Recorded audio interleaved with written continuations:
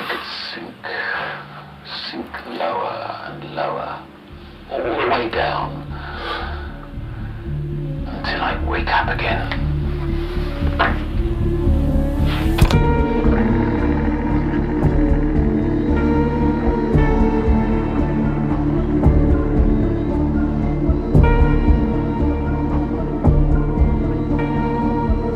You're listening to The Sounds of Nightmares, an audio fiction series from the world of Little Nightmares.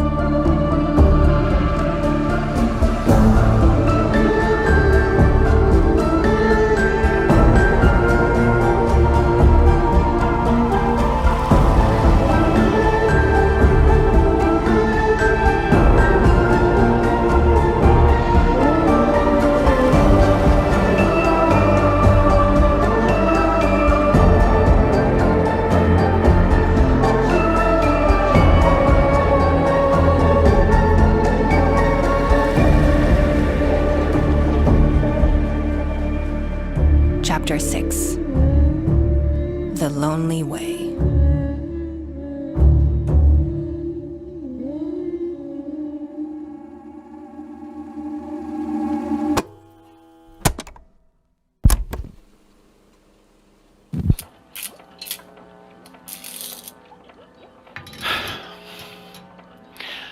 I repaired what I could of the apparatus, and though the monitor remains broken, I dare say it's as close to completion as it will get. I installed feedback resistors to maintain signal fidelity between host and guest. Though who knows if it can hold off that leering horror from the other side. However, the most critical component is the least reliable. The oniric medium to carry the frequency. Noon.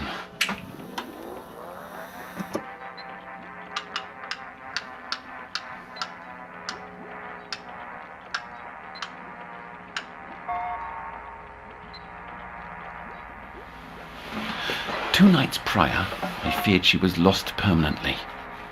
Another transposition which lasted longer than any previous episode. Only as the sun rose did her body return, manifesting in the south wing courtyard. Ever since, Noon's been confined to her room under continuous observation.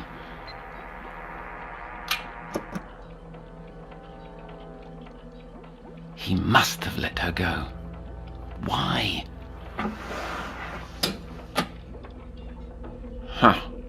To toy with me, so that I might feel powerless.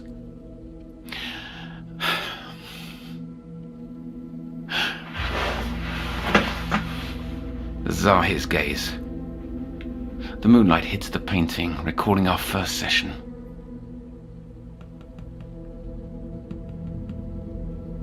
Yes.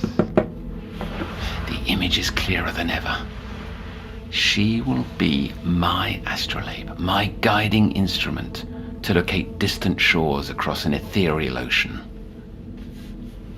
If I cannot get to the ferryman, she will bring him to me.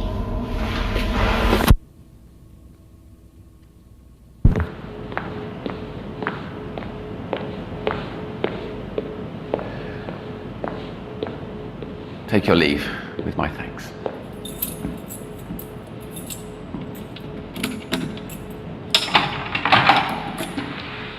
Now what?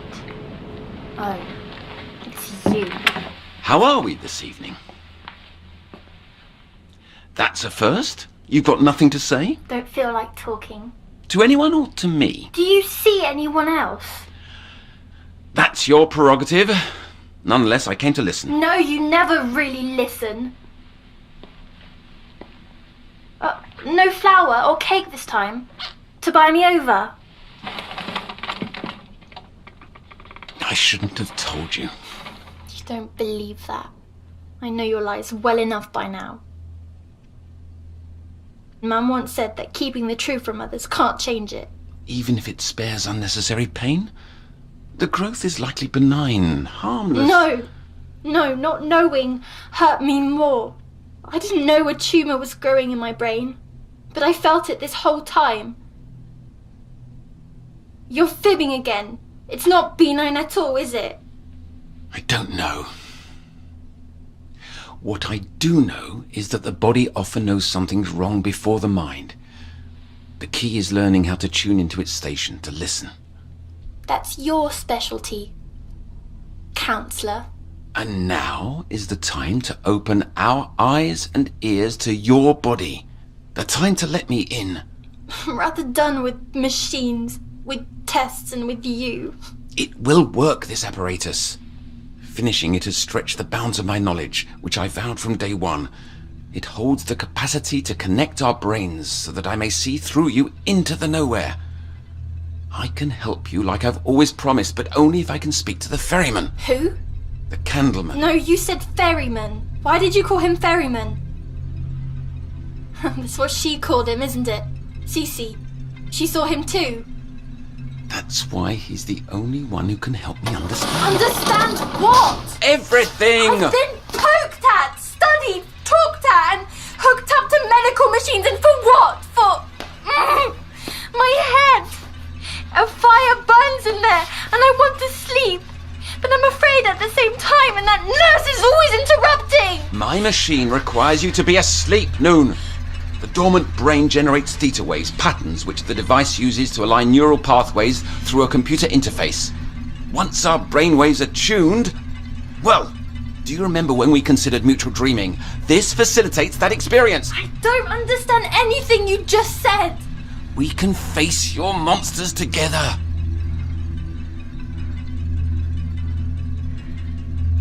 This machine... it means I get to sleep. Deeper than ever before.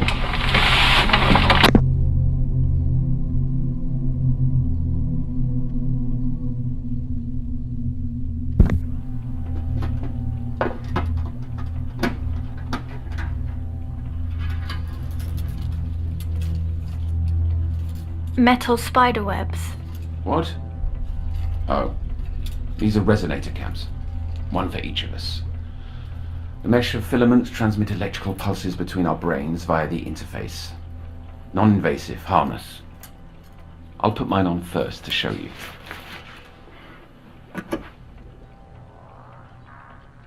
I've changed my mind, I want to go. There's no going back.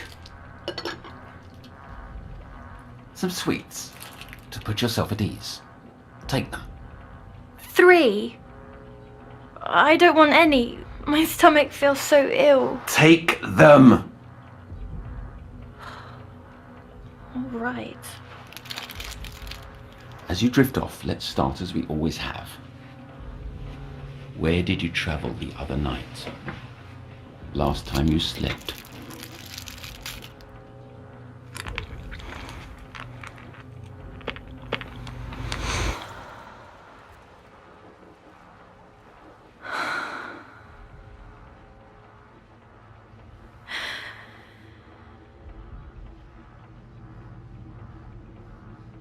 As soon as I closed my eyes, I drifted through an endless dark. After what felt like hours, I found myself in a musty, cluttered room. Mountains of patterned fabrics piled against the walls. A long wooden table was covered in scraps and tools, and a machine whirred behind the closed door across from me. A familiar, faint smell. Candy apples and enchanting sad music.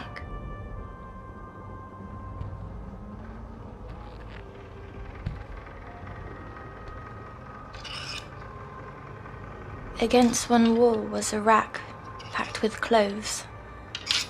Too big for me, but just right for the armless, faceless mannequins around the room. They even wore outfits already. A white wedding dress splashed with dark stains. A purple suit and red bow tie. On a third mannequin, a black velvet cloak.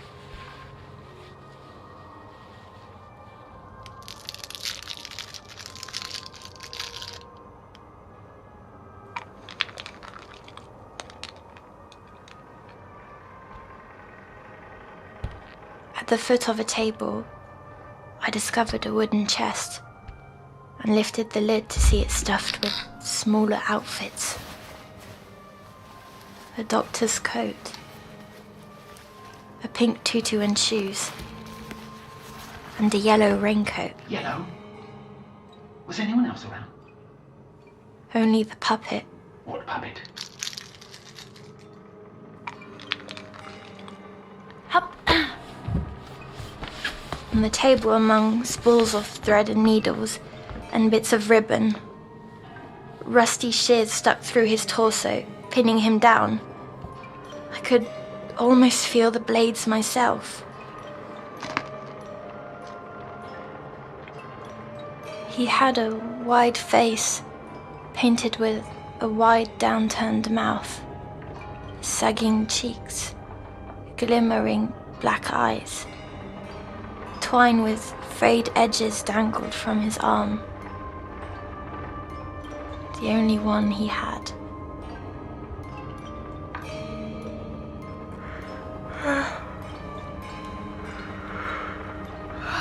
His clothes were rough worn, dressed like one of those carnival people at Rusty's show.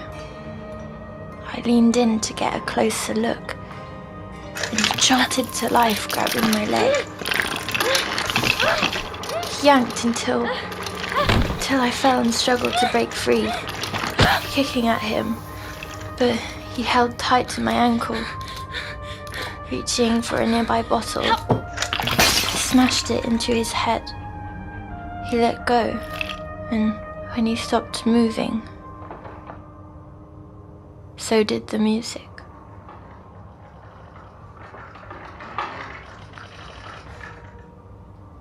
I jumped off the table into the wooden chest from before. With the lid shut, I spied through the keyhole a new kind of mannequin in a beautiful dress stood in the doorframe, her back to me. Sleep your distinctive sleep.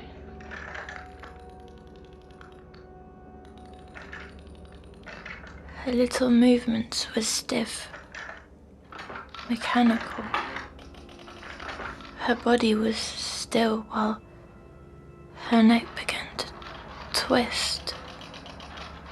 Her hair was too shimmery, her lips too wet, and her eyes too glassy, all too elegant to be real or fully fake.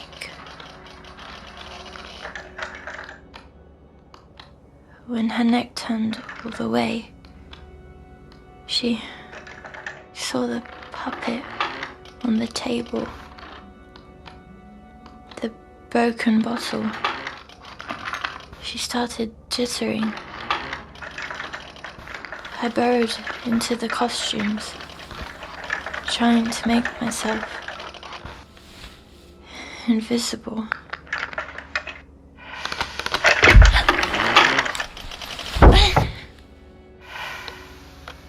She opened the chest,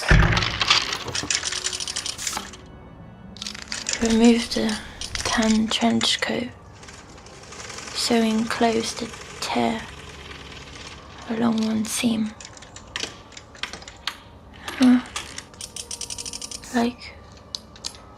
Like the nowhere had been sewing the pieces of me back together, strong again. Pain-free.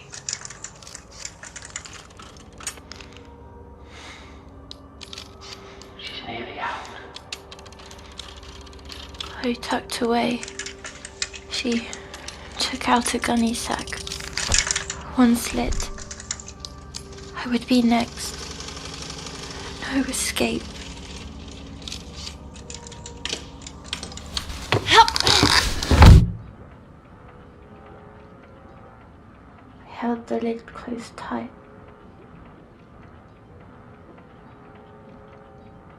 but I can't keep it shut forever.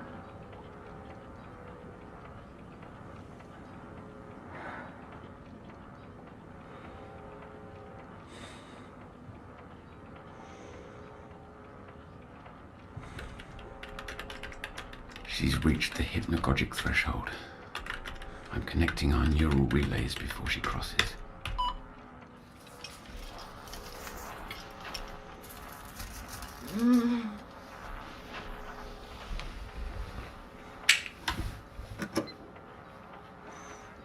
Harmonizing the frequencies, then I can put myself to sleep.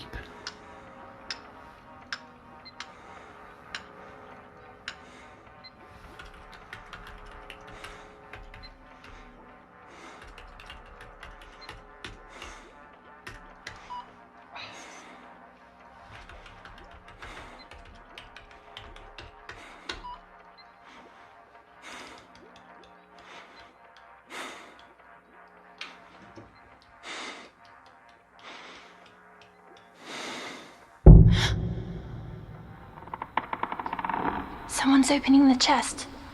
Right now. What? She can't be there yet. It's too soon. I can't see There's him. nothing to see. The perfect lady's gone. Only the dark. All around. I can't even see my hand in front of me.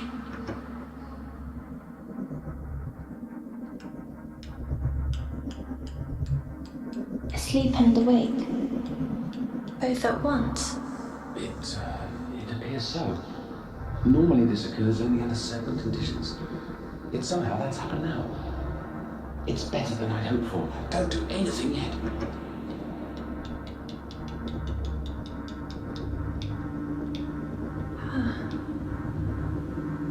I was wrong. It's not darkness. It's a kind of mist. A mist so black and thin it only half exists.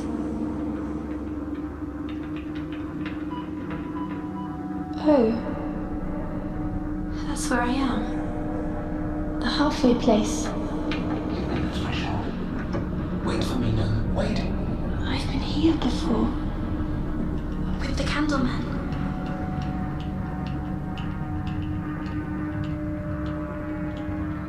Close your eyes. Don't move. I can't. I'm sinking and floating. There's no floor. Only the mist spreading its fingers so I can see myself. As if rebuilding me piece by piece. And above me, or below, the brightest stars you've ever seen, twinkling as a million islands would.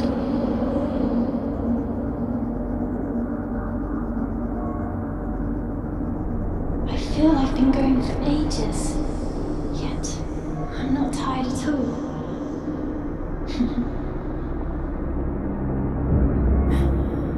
A shape in the distance.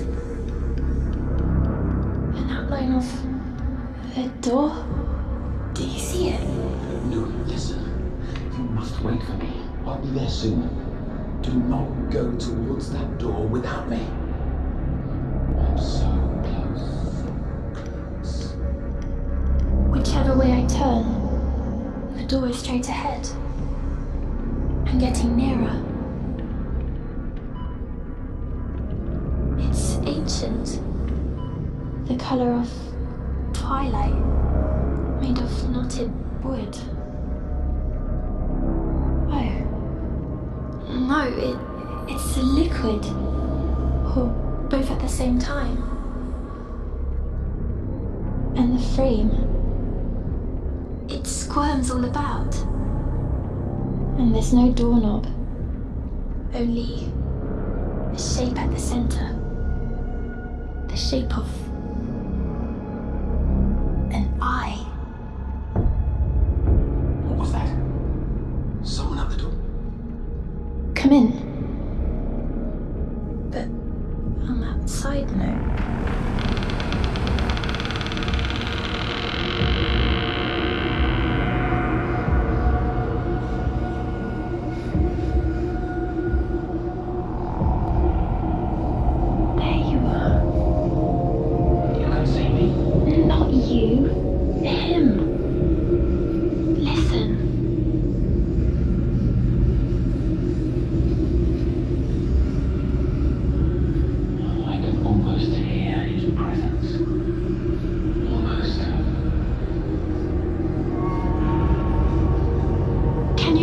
yet. Why me? Did you take my sissy? Only youth blooms, petals pure, but uprooted, spoils wait within. In the door? Where are we going? No, stop. Is she in there? Where is my sister? A world as wide as the deep, and narrow as the well.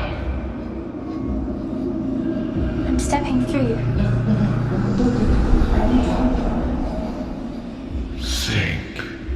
Sink into these tideless waters.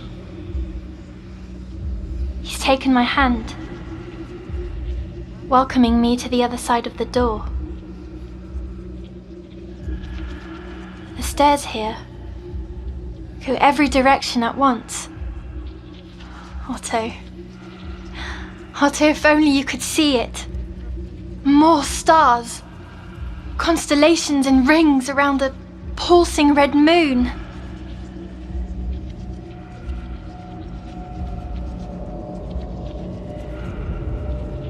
No. Not a moon. Not stars either. They're all eyes too. Every size and shape you could imagine. Watchful. Shimmering. Blinking. Their light dripping down into the dark mist. I feel them looking at me. Into me. And they like what they see. Don't let the door close. Leave the girl. Please leave her with me. The counselor. He wants to come. Too long in the tooth. I feed the spectrum's other end. I don't understand. Oh. He's been talking to you this whole time. I earned this. All my life I've waited. Let me cross, Ferry. You hear me? Invite me to your... Otto says... A toe dipped, but to plunge you must be pushed.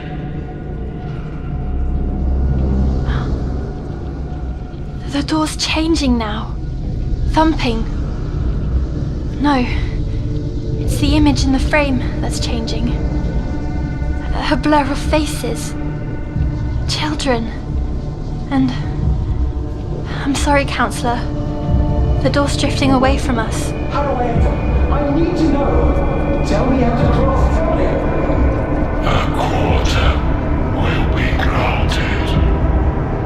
The toll set in torments, not yet paid.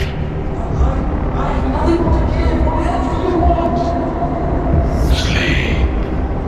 Sleep now, Ruth. Sleep into nowhere. Take my hand again. I want it. Not you. The Candleman. I'll be lost without him. Where are you? Please. I need to see my sissy again. The smoky fingers are mixing with the blinking eyes. And the moon is opening up, swirling all around. I feel like me again. Give her back! Give her back! Do not go without me! Give her back, damn you!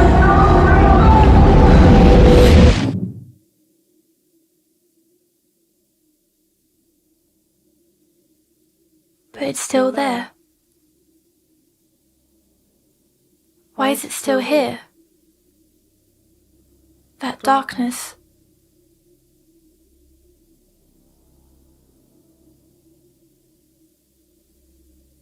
That's the secret.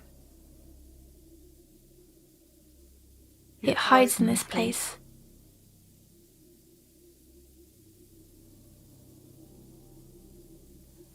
My body knew all along.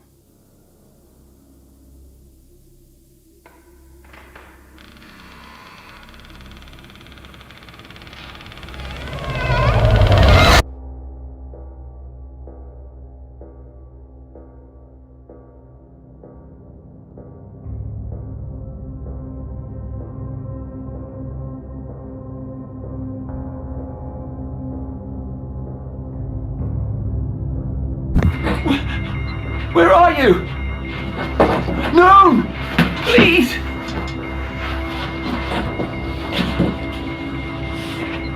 Not again.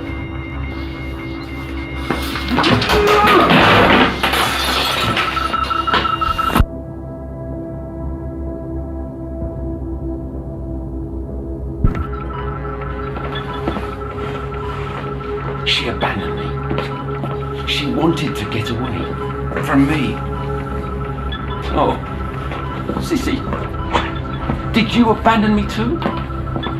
No, of course not. You wouldn't have. You wouldn't have. How could you leave your little brother behind? Oh, no, you wouldn't have.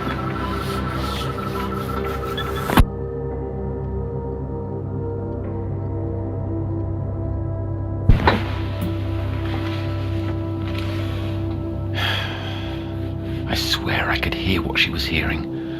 Couldn't I? The ferryman. He said, a quarter will be granted? For whom? And a toll was to be paid? To enter the nowhere? Is that right? It could have been meaningless drivel. Another trick.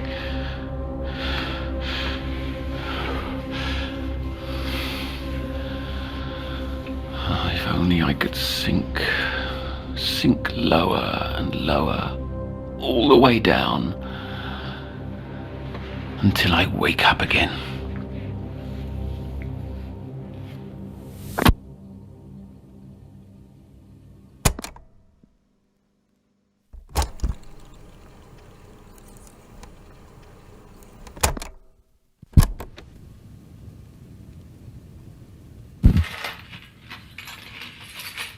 What a terrifying burden this is, knowing the laws of space and time are blithe to themselves.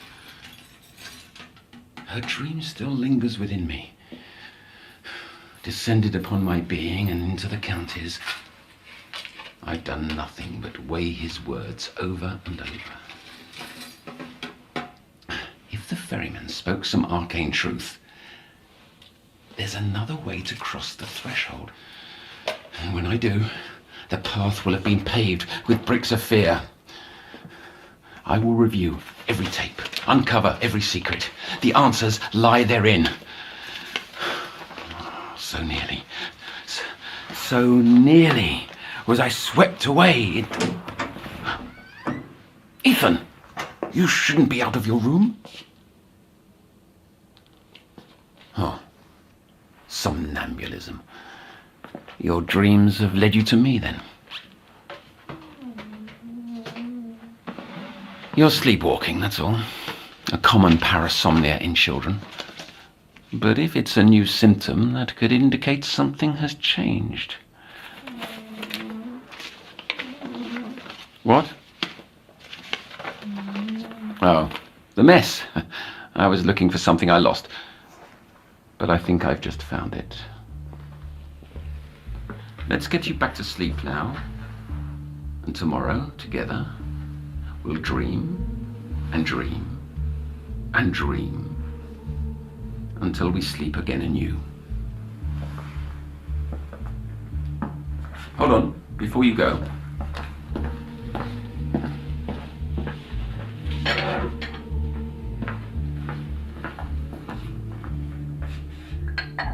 Take one, my good boy. That's right.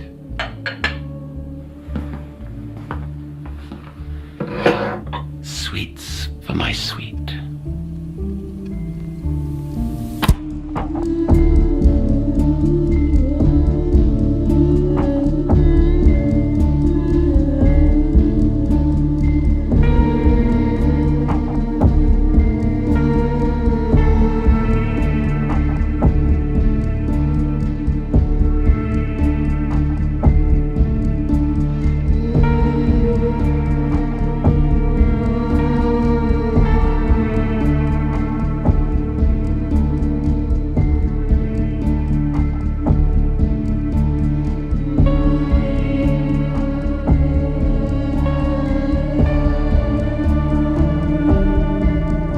just listened to the last episode of The Sounds of Nightmares, based on Little Nightmares from Bandai Namco Europe. This episode was written by Eugene Myers and Lonnie Nadler. The series is produced by Louis Creative, which is part of the Louis Media Group.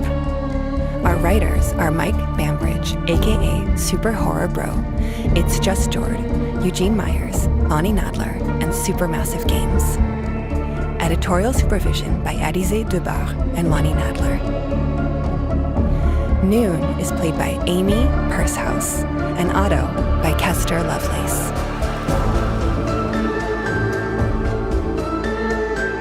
Lonnie Nadler is our showrunner, and Thomas Rosès directed, edited, and mixed the episodes. The music is composed by Tobias Lilia and Thomas Rosès. Marion Girard is head of production, and Lucille Rousseau-Garcia is our producer for Louis Media. Lucas Roussel is executive producer, and Adize Debar is our producer for Bandai Namco Europe.